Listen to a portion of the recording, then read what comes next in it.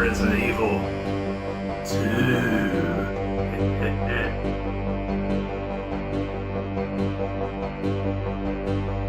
That's what I like seeing.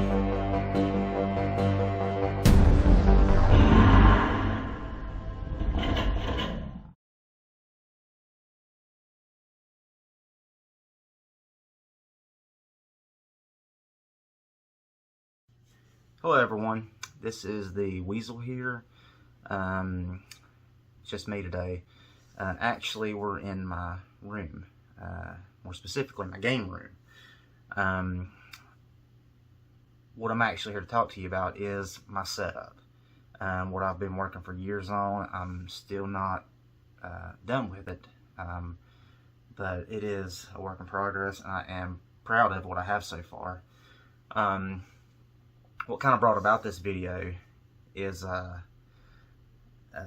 one of the videos that I did was actually the OSSC video, and I had mentioned on the OSSC video, I had mentioned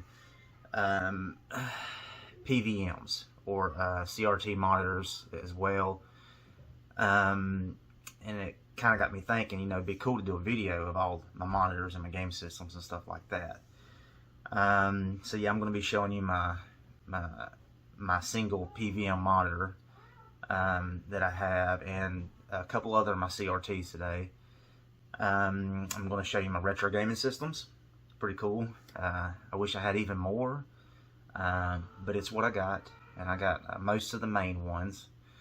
I'm going to kind of show you the sound setup too. What I've got this stuff running through, my receiver, my speakers that I'm currently using right now. I'm going to also show you how this runs into the switchers, the things to where I can switch between devices more easily rather than unplugging and plugging everything back up, which leads into the cabling. I'm not using your standard cables. That was also in the OSSC video. I'm using mostly Scarp Cables. I'm using some composite steel, and I think I might be using some S-Video. It's been a while since I've really paid attention to some of these hookups. I'm going to show you those options. In the organization too, it took me a while to kind of get to where I was fairly happy with what I have. Nothing starts out perfect, and it just continues to get better. Well, I'm not rich, so I can't, like, you know, put all this together at one time. So gradually spending a little money here, a little money there, it gets me to where I'm at right now, which I'm pretty comfortable with. I wanted to also do this video before I moved. I'm getting ready to move, and I'm going to have to take all of this down and start this process of connecting it all over again. So I do hope you enjoy the tour, and the it's not really a tutorial, but hopefully you'll gain some information that you didn't previously know, especially if you're thinking about doing a similar setup for yourself. Alright, here we go. Alright, so we're starting right here. You can see me filming in the CRT screen. But this is a PVM monitor. Now, these are professional video monitors. These were not sold to the public, at least not normally, to my knowledge.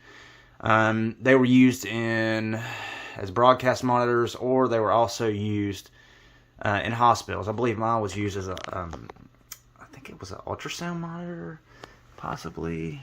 You can see right here, Clinical Technology Services, and it's got the phone number. Probably wouldn't recommend calling that. What we got here? Okay.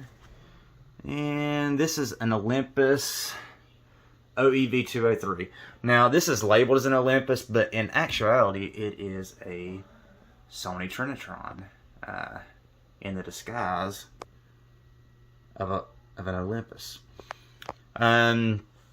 I guess this was common in the hospital industry. I forgot the exact model that this is, that it actually is. The thing about these PVMs is when I bought it, I didn't pay an arm and a leg for it. But they have went up in price. I'm not even sure what this one's worth anymore, but it's probably not a value that I would pay at the moment for it. Whatever they're going for, it's ridiculously high. They're kind of following suit with the retro gaming market. Everything's going up as we speak. Now my systems. Okay, so let's just start from, I guess we'll start from the left and go to the right. So I'm going to show you right here. Okay, so right here we have, it's kind of dark. Let's see if I can get some light on this thing. I can't. Okay, looks like I cannot at the moment. But what we actually have right here, this is the Sega Cd, the Sega Genesis, and the Sega 32X, and I got my EverDrive in there as well. Sega Genesis, of course, you know, it's got some phenomenal games on it. Sega CD's got a few, and 32X has a few. I grew up with the Sega CD and Genesis. 32X, there's not but 30-some games on it. But at the time, some of those ports were some of the best versions of the games you could play. Mortal Kombat 2, that was the best console version at the time.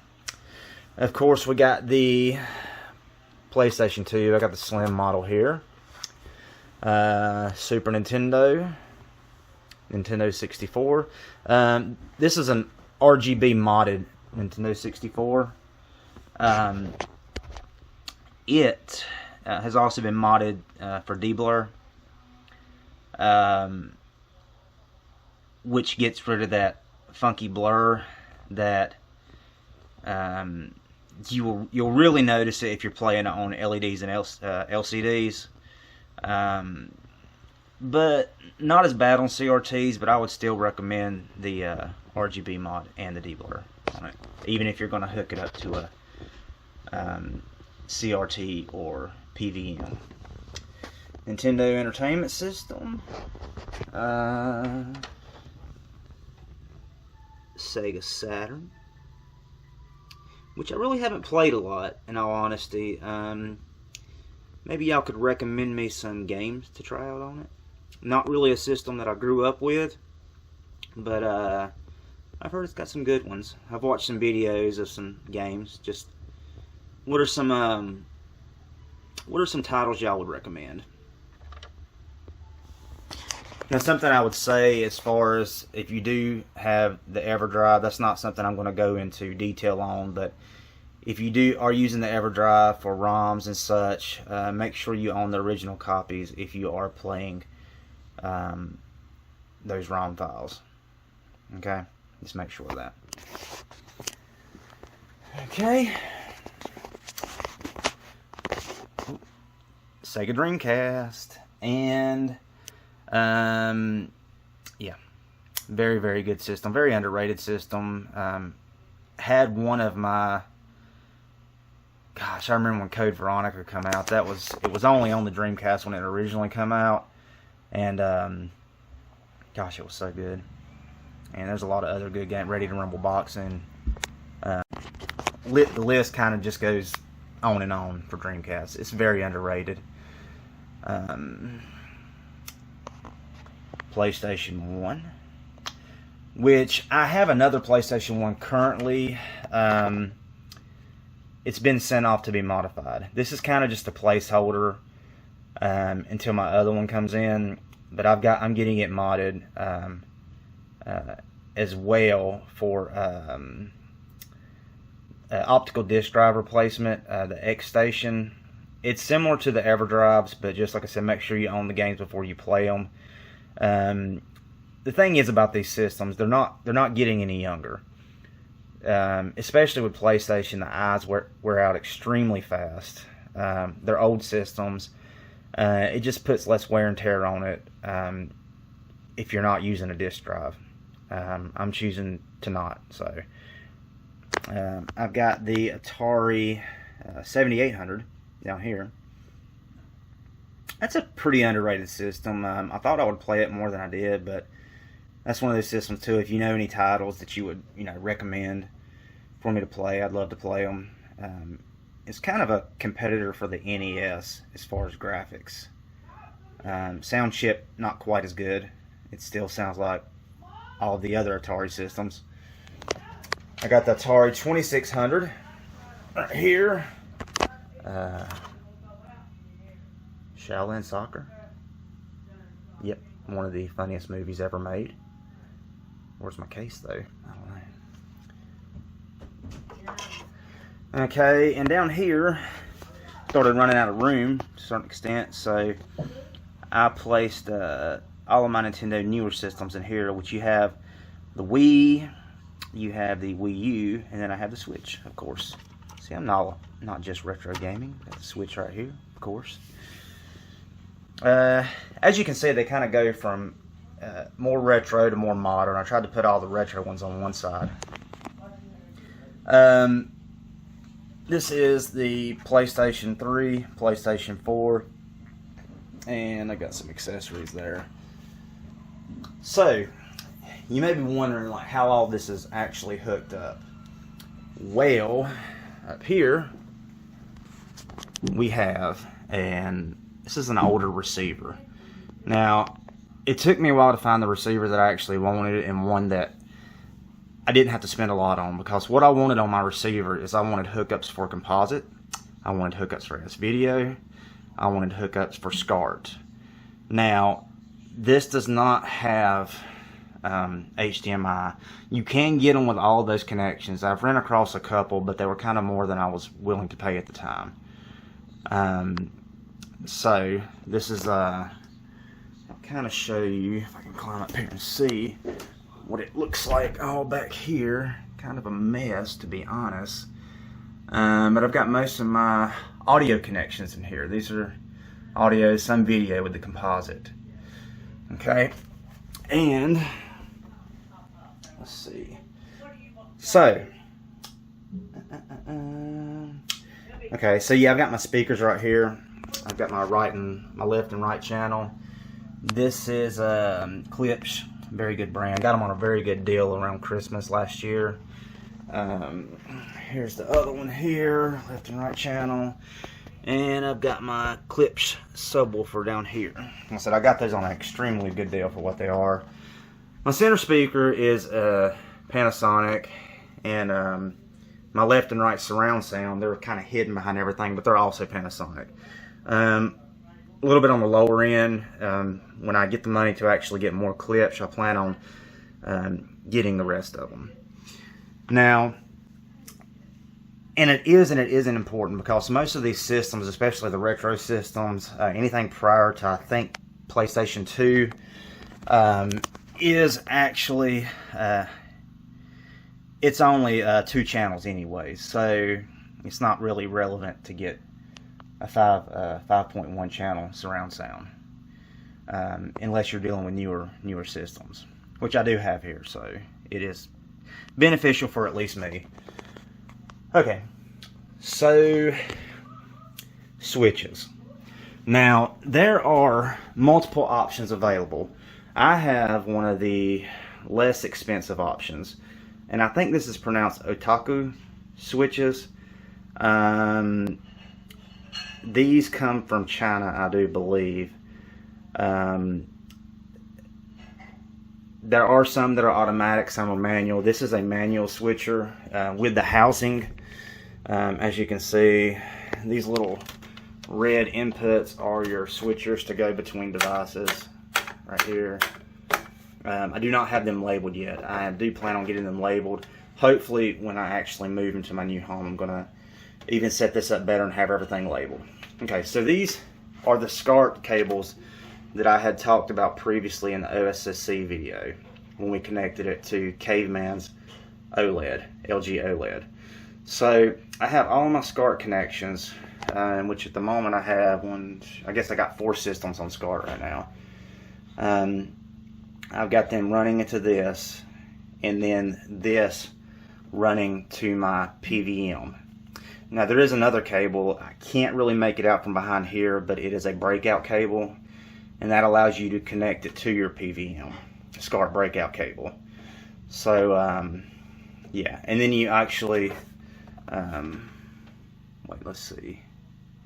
Actually, yeah, okay, we're good. Okay, so those are my Scarp connections. Now, as far as game systems that I have Scarp for, let's thoroughly go through that. So, the Genesis natively outputs Scarp. You can buy the Scarp cable. You do not have to do any modifications whatsoever. It's ready to go, and that applies for the Sega Cd, the Genesis, and the 32X. So you're good to go. You just need to buy the Scarp cables. PlayStation 2, again, natively outputs Scarp RGB. Super Nintendo, again, natively outputs Scarp RPG. So we're good so far. So this guy right here, like I previously stated, does not. The max you can get out of a unmodified Nintendo 64 is S-Video, which is okay, especially if it's going to a consumer CRT or a consumer cathode ray tube or a Pvm professional video monitor. They look pretty good. But if you want the best possible connection, get it modified for RGB that you can output Scarp. There are other options too. If you want to connect it directly to an HD TV, they have HD mods as well that can be done. Nintendo, I have not got this one modified yet. I'd like to. I definitely want to. But I haven't got that far yet. So right now it's running through composite. Which on a Pvm looks good. Looks good. Sega Saturn, I haven't got it modded yet, so it's still running composite, which is the yellow, white, and red connections. I haven't played it a lot, like I was saying, so I haven't really took the effort yet to purchase. I think it can natively output Scarp. I just haven't bought the cable yet. That cable's running everywhere. Just purchased a Scarp cable for this one. Now, this one's interesting. Technically, the best hookup you could possibly get from a Dreamcast would actually be to use a computer monitor and use a VGA cable for it. Now, I'll show you. This is the connector right here. Get it out. Okay. So, this has a. Where's it at?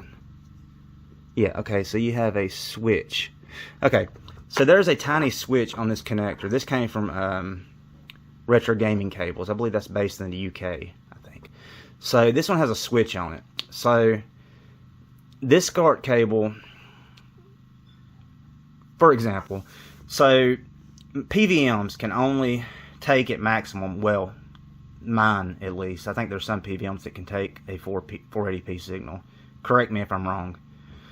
But my PVM can only accept 480i. So when I'm using this cable, I have to set it, this little switch right here, toggles between 480i and 480p. The Dreamcast can natively output 480p, but you got to have a monitor that supports that. So you have either the OSSC, and you can send out a VGA connection from that, or it'll just send out 480p, I think. Or you could use a VGA cable to hook directly to a computer monitor. But since this does 480p, I can connect this to the OSSC and then output 480p actually to, for example, I believe that's what we did when we played Resident Evil 2. When we started Resident Evil 2, we set it to 480p. So, we have that. Okay. Atari. Okay. I guess I kind of messed up in the beginning. There is another connection. There's RF. And I had this actually modded for composite. But my 7800 is RF only. And I'll tell you where I had this one hooked up. I had this little guy hooked up to this old Sony Trinitron that I just recently acquired. Here's the thing. You're not going to get such good picture quality out of an Atari system. any generation of those, the 2652 or 7800. Like I said, I have my 2600 modded for composite and my 7800 not, and truth be told, you really can't tell much of a difference. You just can't. In my opinion, you're best off just to get the old style RF monitors, and they work perfect for those systems. I think this is a 78 Sony. I had to have it recapped though. It didn't work at first, but works good now. Let's see. And of course, all of these are all HDMI. The Wii, Wii U, and Switch are all HDMI connected. PS4 and PS3. Okay. Last thing is the organization. So you've kind of seen what this looks like from close up, but I'm going to give you a far off shot and kind of explain to you what I've got going on. Okay. So, don't pay attention to some of the mess. Oh yeah, and also right here, that's another CRT that I recently acquired. I'm actually planning on selling it. I don't have a need for it. I've got my perfect Sony, which I prefer anyways. This is a Samsung CRT. Okay, so the shelving, I actually got it from Walmart. This is Better Homes and Garden, I believe it is. I tried IKEA, but they had sold out of the shelf I wanted, so I found something similar. I've made a few modifications, but for the most part, it is what it is. I've got my systems as well as my controllers and cables. My cabling is for the most part on the bottom in these bins here, and my controllers and stuff are in these baskets right here, which I had kind of separated by brand and system and things like that, but it's a little off at the moment. Initially, when I made when I had this setup originally done, it didn't look quite this good. Like I said, this is a process. So I plan to grow it even more. I plan to make little adjustments here and there as I go, as I see fit, and hopefully, eventually, one day, be to where I want to be. Now this is, I'm already proud of it, but I see more potential. Alright guys, I hope you enjoyed everything. I hope you enjoyed the room tour, the games, the systems. I hope you enjoyed everything. Not everything I want, but it's getting close. It's getting there. I hope you enjoyed everything. Let us know what else you want to see next, what kind of content you want to see. It's been a while since our last video. Like I said, we're moving, both me and the Caveman. We're both moving, so we got a lot of ideas for things we want to do. Just got to find time to do them. Thank you for watching this video, and hope you learned something.